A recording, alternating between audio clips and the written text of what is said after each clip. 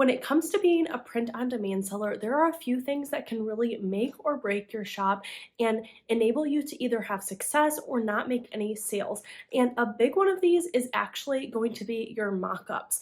So this is a huge opportunity that we have as sellers to capture people's attention really fast and be able to convert clicks into actual sales.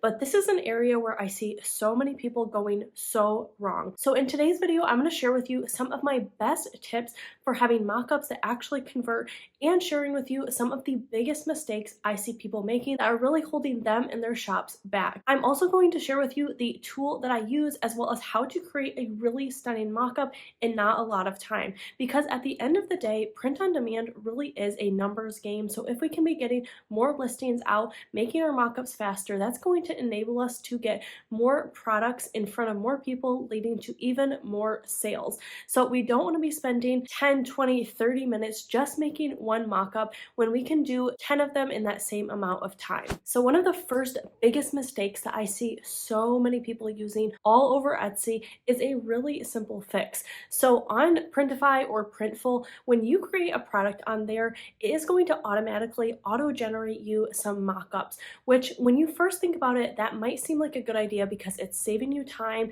it's auto doing that, you're not going to have to buy any more mockups, you're not going to have to spend extra time. That can maybe help you get some extra listings up, but that is a huge mistake. So not only do those not look original when you put them, because so many other people are also using those same mockups just because they're really easy, they also don't look very flattering whatsoever. The models are kind of just standing there really stiff.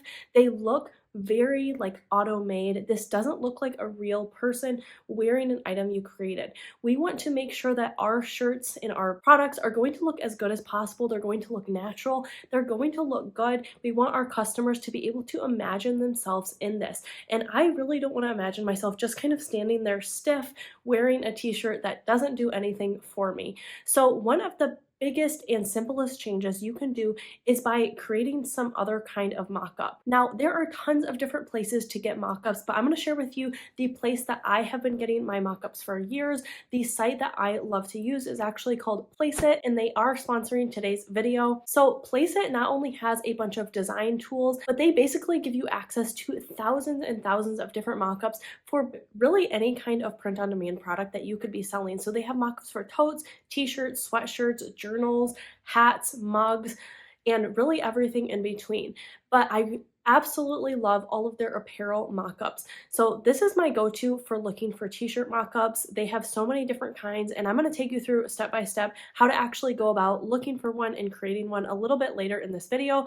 But for now, just know that you can find some really amazing mockups that is going to elevate your listing and is just going to get more people to click on it by using something from a site like Placeit as opposed to just using those auto-generated mockups. Now, another huge mistake I see so many people making that has a really easy fix is simply using mockups of people that doesn't necessarily align with the demographic that you are selling an item to. So a really straightforward example of something like this is if you are selling maybe a Father's Day t-shirt, you're gearing it towards the Father's Day season or just towards dads in general. So maybe this is like a dad in fishing t-shirt. And then instead of putting that on someone who maybe looks like they could be a dad or a father or in an environment that maybe looks more masculine, you are putting it maybe on a younger, more like teen man. So that age doesn't really line up. Or even worse, maybe you are putting that on a child or a woman. So that's just a very straightforward example. So whenever I am creating my mockups, I always have some go-to ones that I pick from. But if something is maybe a girlier mom shirt, I'm definitely going to look for something that is going to fit that design. So that is a really easy fix. There is definitely a ton of crossover, and you can use a lot of the same mockups for different designs, but make sure that you're never making the mistake of putting a design on a specific model or mockup that just really has nothing to do with that niche that you are targeting. Now, this next tip isn't necessarily a huge mistake, but I think this is a missed opportunity that a lot of people are not doing, and that is not using mockups with actual people in them. So I have seen in my own business that a lot of times the mockups with a person in the photo tend to convert better and just look a lot more natural than just a flat lay shirt.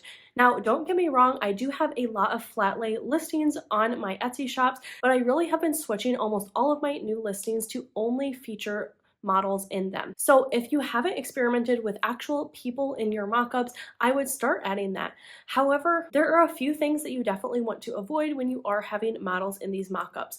Now, the first one is I never really like to show people's faces in the mockups. First of all, I think that kind of just detracts from the design that you want people to be spending all of their attention looking at. So a lot of times on Placeit, I will find a beautiful mockup with a model in it, and typically it's going to show their face. However, I am usually just going to crop it around the neck level. Sometimes I even show the smile or the chin, and just focus the majority of the mockup on kind of the t-shirt area of the photo. So this also works really well if you have maybe a vertical picture of a model wearing a t-shirt, but you really want to crop it horizontally for Etsy. You can just take that Etsy area and kind of only focus on that middle section of the photo. Now, another thing people do when they are using models in their mockups that is somewhat of a mistake is they are making the mockup way too far back. So sometimes there is a background with a lot of really cool stuff in it. Maybe there are seasonal elements or just some really nice decor. But if the model is standing really far back, sometimes it becomes a little bit hard to see everything on that product. So I like to kind of crop the image so that the t-shirt takes up the majority of the image, but you can still see that they are in a lifestyle shot with maybe some things in the background. So I don't want to zoom it in too far where you can only see the design. I want people to know that this is a person standing in a natural environment, but I don't want the design to be so small that they are distracted by the background. So it's kind of finding that balance between those two things. Now, another huge mistake I see so many people making is that they are paying for all of their mockups a la carte. So that means every single time they want a new mockup, they are going and searching maybe a place like Etsy or another website, and they're buying each individual mockup. Now, I personally like to change up my mockups. I have a bunch that I rotate through using, but I don't love to pay for those each individually. So I think that it's a lot better investment if you pay for some kind of subscription service for your mockups. So for example, something like Placeit is a monthly service that I pay for, but just for that monthly cost, I get access to thousands of different mockups for all of their product types. This helps me avoid paying a few dollars to get mug mockups and then get some for blankets and then also get one for sweatshirts and t-shirts. That can really add up if you keep buying all of those. However, if you do get some kind of subscription, you can use all of those mockups and then always switch them out too, without having to worry about buying something that isn't really going to convert for your store. So if you've been buying each of your individual mockups, I definitely would give out some kind of subscription like Placeit a try. I will link them down below. You could even try your first month, experiment with how some of those mockups work, and then see if that's something you want to keep moving forward. Now, another big mistake I see a ton of people making when it comes to their mockups is they are not making the design size on their mockup the same as the actual product when it is printed. So when you upload your product to a place like Printify, you have some control in how big that design is going to show up. Now, personally, I like to have the design take up a lot of that space. I want things to be big and bold so people can see them when they are scrolling through. However, a lot of times people are making their design that big, and then on their mockup, the design is a lot smaller, or vice versa. Maybe their design is actually pretty small on the final printed piece from Printify, but then their mockup, they are making it look a lot bigger than it actually is. Now, even though we are not taking literal pictures of the physical product that's going to be printed with print on demand, we want to represent as accurately as possible what this product is going to look like when it's in the customer's hands. Now, I personally do not offer returns in my shop unless there is a problem. Then of course I'm going to fix that for my customer, but I want to avoid anything that could lead people to feel like they were shown something that misrepresented what the product actually looks like, because that could lead to people asking for legitimate requests that I am going to have to honor. I am always going to double check kind of the sizing and placement on Printify and then make sure that kind of matches up with the mockup that I create. And another thing is maybe the size is right, but sometimes people place their mock-up designs in kind of a weird way. So maybe on Printify, the design came all the way up here to the collar, but then when they create their mock-ups, they maybe center the design so it looks a lot lower than it's going to. Just try your best to match those as closely as possible. Now, this doesn't have to mean you are exactly 100% needing the exact same size. If you can eyeball it and it looks really good to your eyes, it looks very similar, then you should be golden and people shouldn't be complaining about that. Now, another huge missed opportunity that so many people aren't taking with their mock-ups is the ability to use seasonal mock-ups for seasonal type designs. Now, if you look on Etsy, all over those top pages during some of the biggest holidays, the top selling products usually have some kind of seasonal mock-up. So whether that is maybe like a hot chocolate that they're holding or a Christmas tree in the background, maybe there are some spooky Halloween decorations, but a lot of times those top selling designs are themed around that specific holiday. So I think it's always really important to take advantage of creating holiday themed mock-ups whenever we have the opportunity. So that's really cool with something like Placeit. They have all sorts of holiday inspired mock-ups that you can use. And again, if you have something that's a subscription, you can easily just use those holiday themed mock-ups without having to buy them every single year and pay for them one by one. When your seasonal designs start getting created, you can simply start using some of those seasonal mock-ups. Now, a huge mistake that I see so many people making that is leading to them not getting sales for their mock-ups is not using some kind of program that is going to auto format their designs on their mockups. So a lot of people use Canva to create their mockups, which I have definitely used at points, but one of the big drawbacks for using a place like Canva is a lot of times it leaves your images looking like they're kind of just sitting on top of the image. They aren't really formed to the contours and the wrinkles in the shirt. However, if you use a place like Placeit, they are going to auto format every design to the mockup when you upload it. So you are going to simply drag and drop your design, and then it is going to make sure that it looks right depending on how the person is turned. If there are wrinkles in the clothing, it is going to account for that, and it's going to account for the opacity that your design should be. So a lot of times on Canva, people just slap the design right on there and it looks very vibrant. But then when these designs are actually printed, the ink becomes kind of a little bit more dull as it sinks into the clothing. On Placeit, they are going to automatically adjust that, make the designs look a little bit more realistic. So that gives our customers an even better idea of what this is actually going to look like. And it definitely doesn't look fake. This looks like a real person is wearing that. Now, another huge mistake that I see a lot of listings making is that they are selling one style of shirt.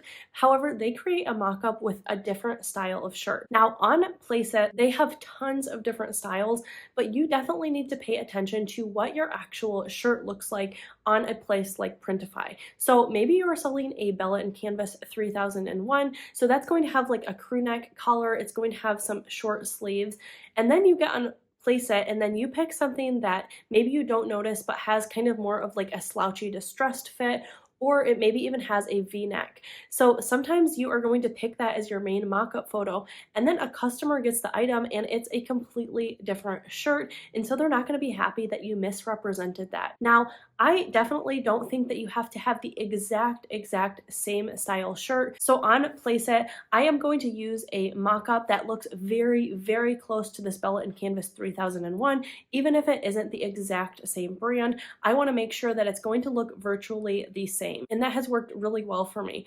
You just want to make sure that you are getting as close as possible. So pay attention to things like the sleeve cut. So there are sleeves that maybe go more down here, or sometimes women's t-shirts, they have like more of a capped sleeve. So you never want to choose something that is going to look drastically different than your actual product. So just pay a little bit of attention to that when you are picking the mock-ups you're going to use. Now, another huge mistake that I see so many people making is just spending way too long actually formatting and creating their mockups. So I'm going to head over to Placeit and just show you how fast I actually go about creating my mockups. So I'm logged into Placeit here, and what I'm going to do first is I am going to go over to the mockup section and just go to t-shirts, because that is what I am uploading a design for today. Now, there are definitely a bunch of categories that you can sort by.